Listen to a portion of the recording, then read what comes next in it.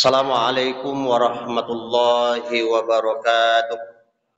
Alhamdulillah, alhamdulillahilladzi anzala as-sakinata fi qulubil mu'minin liyazdadu imanan ma'a imanihim. Ashhadu an la ilaha illallah wahdahu la syarika lah wa ashhadu anna Muhammadan abduhu wa rasuluhu la nabiyya ba'da. Allahumma salli wa sallim ala hadzal nabiyil karim wa ala alihi wa sahbihi ajma'in. Amma ba'du fa ya ibadallah, usikum bi nafsi bi taqwallah faqad fazal muttaqun. Faqala Allah ta'ala fil Qur'anil Karim, A'udzu billahi minasy syaithanir rajim. Bismillahirrahmanirrahim. Qul inna salati wa nusuki wa mahyaya wa mamati lillahi rabbil alamin. Shadaqallahul azim. Hadirin kaum muslimin sidang Jumat hamba Allah yang mulia. Patut kita bersyukur kehadirat Allah Subhanahu wa taala dengan senantiasa mengucapkan kalimat alhamdulillah. Karena Allah yang senantiasa memberikan jalan keluar dari setiap kesulitan hidup yang kita rasakan bersama. Allah juga yang senantiasa meringankan setiap beban berat yang menimpa pikiran dan perasaan kita. Allah yang senantiasa mengijabah setiap doa yang kita baca. Walaupun kadangkala doa itu ada yang cepat, ada yang lambat dikabulkan Allah. Tentu ini semua tergantung kepada kedekatan dan pendekatan yang kita lakukan kepadanya. Begitu banyak nikmat yang Allah karuniakan dalam kehidupan kita yang harus kita syukuri dengan sebaik-baiknya. Agar nikmat yang Allah berikan itu mendapat keberkahan dari Allah Sang Pencipta. Salawat beriring salam Allahumma salli ala Muhammad wa ala ali Muhammad, yang senantiasa kita sampaikan kepada junjungan kita Rasulullah Muhammad sallallahu alaihi wasallam.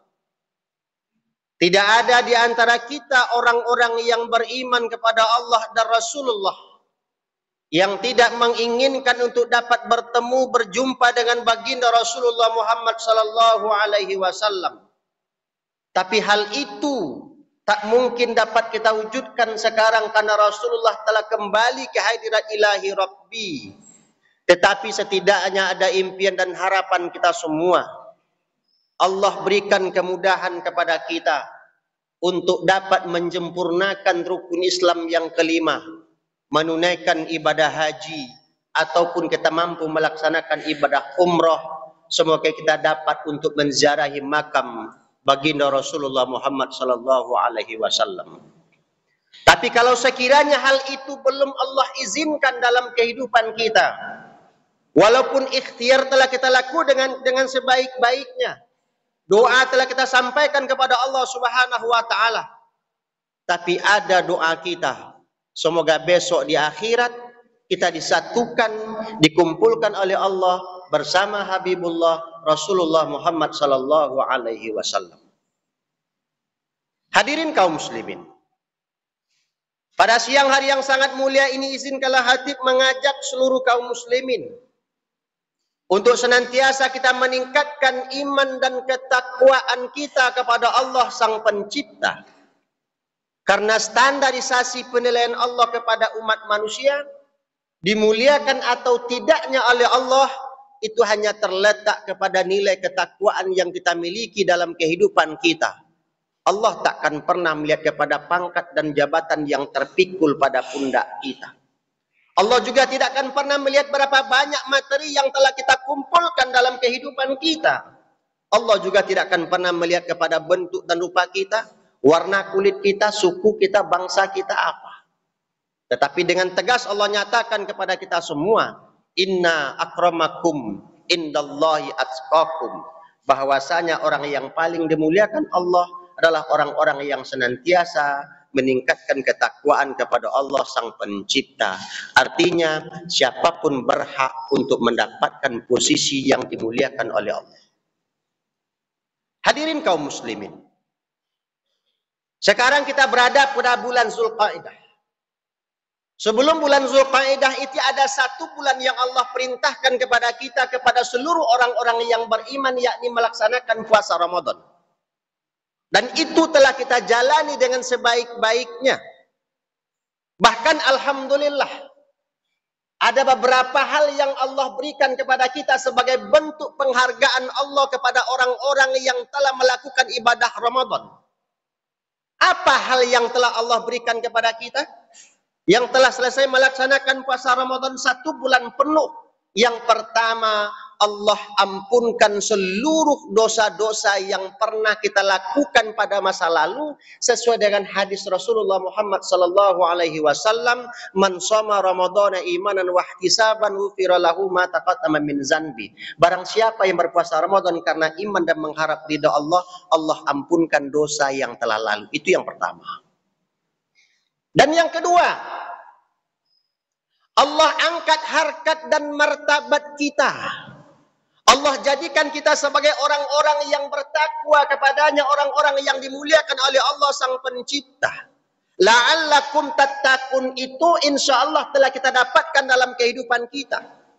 Tetapi yang jadi persoalannya, apakah takwa yang diinginkan oleh Allah hanya setakat kita melaksanakan perintah Allah, solat 5 waktu, kita mengerjakan amal-amal soleh yang lainnya? Apa hanya itu? Tetapi setidaknya kita mencoba menganalogikan seharusnya pribadi muslim dalam kehidupan ini apa? Tidak ubahnya seperti seorang ibu yang akan menanak nasi. Beliau akan mengambil beras. Beras kemudian beliau cuci 1, 2, 3 kali sehingga beras itu bersih. Sehingga yakin pada hatinya beras itu telah bersih, dia masukkan dalam kemejikom. Ketika dia masakkan nasi itu, kemudian nasi telah masak dia hidangkan untuk anak, untuk suaminya. Tetapi ketika kita menyuap nasi, kita kunyah nasi itu, ketika gigi kita menyentuh 1 butir atah beras, saya yakin dan percaya tak satu orang pun yang akan mau menelan atah beras itu. Apakah atah beras itu haram? Tidak. Harta beras itu halal kita makan. Boleh kita makan. Tetapi kenapa kita tidak telan pada waktu itu? Karena kita tahu akan memberikan efek mudarat kepada diri kita. Karena itu bersifat tajam. Dan kita khawatirkan akan menyentuh tenggorokan kita dan mengakibatkan luka. Artinya apa? Orang yang beriman itu, jangankan yang haram, yang halal saja, kalau memberikan mudarat pada dirinya, dia wajib untuk meninggalkan itu semua. Itulah orang-orang yang bertakwa kepada Allah Subhanahu wa Ta'ala. Dan yang ketiga, Allah berikan kepada kita semua lipat gandakan pahala terhadap amal-amal soleh yang kita kerjakan selama bulan Ramadan. Dan pada tanggal 1 Syawal itu, kayaumin waladathu ummuhu, kata Rasulullah, tidak ubahnya kita seperti bayi yang baru dilahirkan, tidak ada dosa dan tidak ada kesalahan. Yang jadi pertanyaan kita, bagaimana kita menjaga nilai kefitrahan yang kita sebut dengan Idul Fitri itu dalam kehidupan kita, apalagi bagi orang-orang yang akan menunaikan ibadah haji. Para ulama tauhid memberikan pedoman dalam kehidupan kita agar nilai kefitrahan, nilai kemenangan yang telah kita raih bersama tidak kembali diambil oleh Allah Subhanahu wa Ta'ala. Ada langkah konkret yang mesti kita lakukan. Apa itu? Yang pertama, kita bermuahadah kepada Allah Subhanahu wa Ta'ala. Artinya mengingat janji yang pernah kita ikrarkan kepada Allah. Janji itu yang pertama kali kita ucapkan ketika kita masih berusia 120 hari. Ketika kita masih berada di alam rahim seorang ibu. Apa kata kita?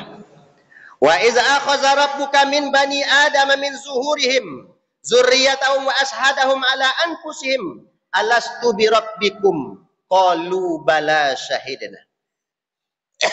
Dan ingatlah, ketika Tuhanmu mengeluarkan anak-anak Adam dari sulbi mereka, dan Allah mengambil kesaksian terhadap jiwa mereka. Apa kata Allah? Alastu birabbikum. Bukankah aku ini adalah Rabbmu? Apa kata kita? Qalu bala syahidna. Ya Allah, kami menjadi saksi Engkau adalah Rabb kami, dan kami akan menyembah kepada Engkau, dan kami akan mengabdi kepada Engkau, dan kami akan lakukan segala-gala kehidupan ini tergantung kepada aturan-aturan Engkau. Itu merupakan komitmen kita. Janji itu kita ulang kembali. Yang tertuang dalam surah Al-An'am ayat 162. Dan itu kita baca dalam doa iftitah kita. Inna solati wa nusuki wa mahyaya wa mamati lillahi rabbil alamin. Sesungguhnya solatku, ibadatku, hidupku, matiku hanya untuk Allah subhanahu wa ta'ala. Menunaikan panggilan Allah, melaksanakan rukun Islam yang kelima, itu merupakan skenario Allah yang tidak kita bisa lakukan. Kenapa? Banyak orang yang ingin diundang oleh Allah, banyak orang yang punya duit, tetapi Allah belum menginginkan mereka mengunjungi Baitullah, sehingga mereka belum mendapatkan izin dari Allah Subhanahu wa taala untuk melaksanakan rukun Islam yang kelima. Artinya apa? Sebagai pribadi muslim, kita mesti meyakini dalam kehidupan kita bahwasanya hidup kita ada yang mengatur, ada yang menentukan, yakni Allah Subhanahu wa taala. Makanya ketika kita melangkah ingin melakukan sebuah kesalahan agar nilai kefitrahan tidak ternoda dalam kehidupan kita, ingat janji yang pernah kita ucapkan kepada Allah Subhanahu wa taala agar nilai kefitrahan itu akan senantiasa melengket pada diri kita semua. Dan yang kedua, apa yang mesti kita lakukan? Yang kedua, kita bermuraqabah kepada Allah. Artinya kita merasa diawasi oleh Allah Sang Pencipta. Hadirin kaum muslimin, istri kita bisa kita bohongi, bisa kita kelabui. Anak-anak kita bisa bohongi. Teman sejawat, karib kerabat, jiran tetangga bisa kita bohongi. Tapi mampukah manusia menutupi CCTV Allah Subhanahu wa taala? Ada malaikat rakib dan atid yang senantiasa mendampingi kita untuk mencatat amal baik dan amal buruk yang kita kerjakan dalam kehidupan kita. Tidak akan satu manusia pun mampu untuk menutupi akan hal itu. Oleh karena itu, ketika kita ingin melakukan sebuah kesalahan, ingin berbuat dosa dalam kehidupan kita ini, karena dosa mampu diambil kembali nilai kefitrahan yang Allah berikan itu, setidaknya kita merasakan, menanamkan pada diri kita, kita senantiasa diawasi oleh Allah Sang Pencipta. Ingat, bagi saudara kita, keluarga kita, orang tua kita, yang telah diizinkan oleh Allah Subhanahu wa taala melaksanakan ibadah haji pada tahun ini, ingat, mereka yang berangkat adalah para tetamu Allah. Kalau tamu wajib mengikuti aturan tuan rumah. Jangan dibikin aturan sendiri, karena tuan rumah tak sudi kalau sekiranya kita masuk yang bukan kepada aturan, kepada larangan-larangannya. Kita tidak boleh melakukan hal-hal yang rapas. Kita tidak boleh melakukan hal-hal yang munkar, yang keji dalam kehidupan kita ini. Kenapa? Tanah suci merupakan miniatur akhirat pada diri manusia. Ketika segala buat kesalahan yang kita lakukan, ketika dosa kita lakukan di tanah suci itu, Allah balas dengan spontanitasnya. Kenapa? Itu merupakan gambaran Allah dalam kehidupan kita. Oleh karena itu, ketika kita diberikan kesempatan mengunjungi Baitullah, ikuti aturan-aturan, serahkan diri kita kepada tuan rumah. Tuan rumahlah yang akan senantiasa melindungi kita. Insya Allah, tuan rumah takkan pernah sia-siakan kita. Dia akan beri makan kita. Dia akan berikan kesehatan kita. Dia akan lindungi kita. Kalau sekiranya hal itu betul-betul kita bertawakal kepada Allah, insya Allah itulah mereka yang akan mendapatkan haji mabrur, berangkat meninggalkan tanah suci, hati yang sudah bersih, tidak punya dosa, tidak punya kesalahan. Makanya ada dalam sebuah filosofi ketika kita sa'i antara Safa dengan Marwah itu maknanya apa? Safa adalah bukit yang begitu kecil, tidak begitu besar. Marwah juga demikian. Ada jalan yang mendatar kita lalui. Kita sa'i di sana, kita lari-lari kecil. Maknanya apa? Memulai sesuatu untuk mencapai marwah itu, martabat dan harga diri kehidupan manusia mesti dimulai dari hati yang bersih, makanan yang bersih, minuman yang bersih, penghasilan yang bersih. Insya Allah disitulah marwah akan bisa kita raih dalam kehidupan kita. Semoga Allah Subhanahu wa taala akan senantiasa bagi kita yang belum diberikan keizinan oleh Allah, diberikan kemudahan untuk dapat mengunjungi tanah suci, walaupun mungkin tidak tahun ini, tahun besok, mudah-mudahan tahun-tahun selanjutnya kita diberikan kesempatan oleh Allah. Fa'tabiru ya ulil absar la'allakum tuflihun.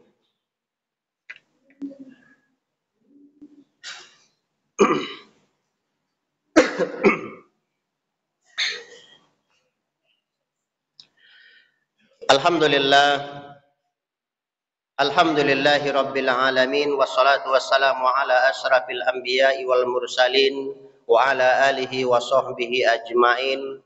Asyhadu an la ilaha illallah wahdahu la syarikalah wa asyhadu anna Muhammadan abduhu wa rasuluhu la nabiyya ba'da. Allahumma fashalli wa sallim ala hadzal nabiyil karim wa ala alihi wa sahbihi ajmain. Amma ba'du fa ya ibadallah ittaqullaha haqqa tuqatih wa la tamutunna illa wa antum muslimun. Faqala Allah Ta'ala fil Qur'anil Karim, a'udzu billahi minasy syaithanir rajim. Bismillahirrahmanirrahim. Wal 'asri innal insana lafi khusr illal ladzina amanu wa 'amilus solihati wa tawassaw bil haqq wa tawassaw bis sabr. Innallaha wa malaikatahu yusalluna 'alan nabi ya ayyuhallazina amanu sallu alaihi wa sallimu taslima. Allahumma salli ala Muhammad wa ala ali Muhammad kama sallaita ala Ibrahim wa ala ali Ibrahim wa barik ala Muhammad wa ala ali Muhammad kama barakta ala Ibrahim wa ala ali Ibrahim fil alamin innaka Hamidum Majid. Allahumma ighfir lil muslimina wal muslimat wal mu'minina wal mu'minat al ahya'i minhum wal amwat bi rahmatika ya arhamar rahimin. Allahumma anina bil ilmi wa zayyina bil hilmi wa akrimna bit taqwa wa jammilna bil afiyah. Allahumma inna nas'alukal huda wat tuqa wal afafa wal ghina. Rabbana hab lana min azwajina wa zurriyyatina qurrata a'yun waj'alna lil muttaqina imama. Rabbana zalamna anfusana wa ilan taghfir lana wa tarhamna lanakunanna minal khasirin. Rabbana atina fid dunya hasanah wa fil akhirati hasanah wa qina azabannar. Walhamdulillahi rabbil alamin. Ibadallah wala zikrullahi akbar. Aqimis shalah.